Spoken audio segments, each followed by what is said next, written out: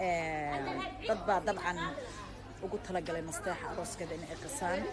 waana qaseen nimca yaasin baa heestay qof kaloo hees qaada ma jirto marka insha Allah khair ma jirto xafladana sidaas lagu joojiyay waa qaasa ma jeedin qofkii oo dhan booliiska imaaday marka de ala ciyaari waa gelin dambe dabcan waxa weeye insha Allah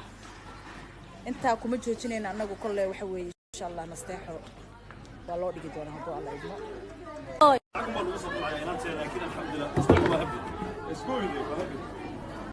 مسكين ولا نستحي عنده هن كيجي جبين أروسكي الله يو